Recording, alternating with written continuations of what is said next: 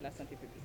Voilà, permettez-moi tout d'abord, au nom de l'UNICEF, du Fonds des Nations Unies pour l'enfance, de féliciter le gouvernement de la République d'Haïti pour avoir déployé tant d'efforts depuis que les premiers cas de Covid-19 ont été identifiés et déclarés au mois de mars 2020.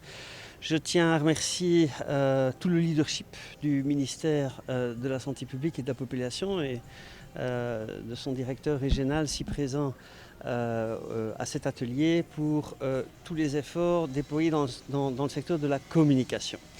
Alors je pense qu'il faut tout d'abord reconnaître l'importance de l'investissement qui a été réalisé et de ce partenariat qui a permis un investissement important dans le secteur de la communication. Alors il faut reconnaître l'engagement certain des médias, de tous les représentants des médias et vous tous ici présents pour vous être engagés dans cette stratégie de communication et pour accroître cette prévention et l'adoption des gestes barrières, des gestes qui sauvent.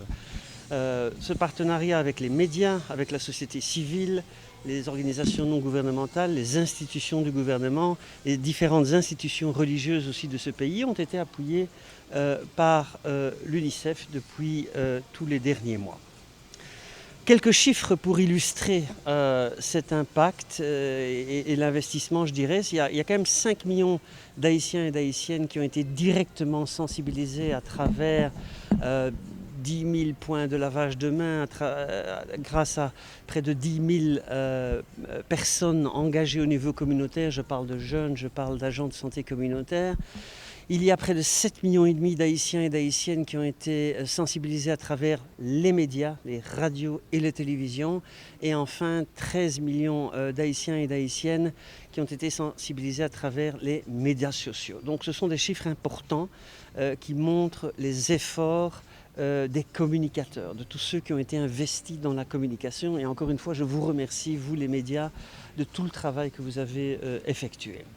Alors cet atelier, il est important parce que autant on reconnaît les résultats, autant il faut reconnaître aussi les défis auxquels nous faisons face aujourd'hui, à savoir que l'adoption des gestes barrières par l'ensemble de la population à tout moment n'est pas une réalité encore. C'est un défi que nous ne voulons pas, auquel nous ne voulons pas ne pas faire face. Et donc les discussions aujourd'hui, c'est de voir comment ajuster toutes ces stratégies de communication et les efforts, y compris avec vous-même les médias, pour s'assurer que la population, dans la situation d'aujourd'hui, dans un contexte qui reste de risque, on continue à avoir des cas atteints par la Covid, c'est de loin terminé la crise et cette vigilance et revigoration d'engagement et d'adoption des gestes barrières reste important. Le port du masque, le lavage des mains pendant 20 secondes, la distanciation physique et protéger son voisin, ses amis, lorsque l'on tousse en les protégeant, ce sont autant d'actes que nous devons adopter dans notre comportement quotidien. Donc cet atelier, c'est réellement une réflexion stratégique qui devra aboutir demain à un ajustement des stratégies. Alors, je tiens aussi à spécifier que dans ces stratégies de communication, il est extrêmement important aussi de prendre en compte tous les risques de diminution de fréquentation des centres de santé, des services de santé. Je parle de la santé maternelle et infantile, de l'immunisation, de la vaccination.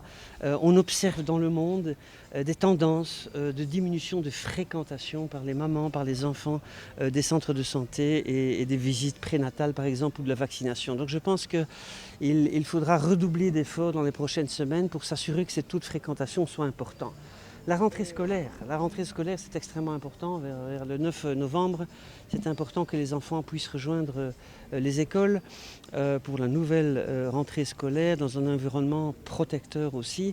Et la communication aura son rôle, les médias auront leur rôle aussi pour convaincre les parents aussi que c'est un environnement qui est protecteur des enfants et dans le cadre de cette crise Covid. Vous avez dit que UNICEF accompagne Haïti depuis quelques mois déjà dans le cadre de la lutte contre la Covid-19. Donc vous avez avancé quelques chiffres. D'où viennent ces chiffres? Voilà, nous avons un système de suivi, de monitorage avec le gouvernement et les différents partenaires que je vous ai cités sur l'étendue non seulement du travail des médias et de l'impact que les médias ont en termes de sensibilisation, mais aussi concrètement, près de 10 000 agents communautaires et jeunes ont été formés, ont été soutenus pour pouvoir s'engager directement au niveau des communautés. J'ai parlé des communautés religieuses, j'ai parlé sur le territoire national. Sur tout le territoire national, dans tous les départements du pays, les efforts ont été déployés.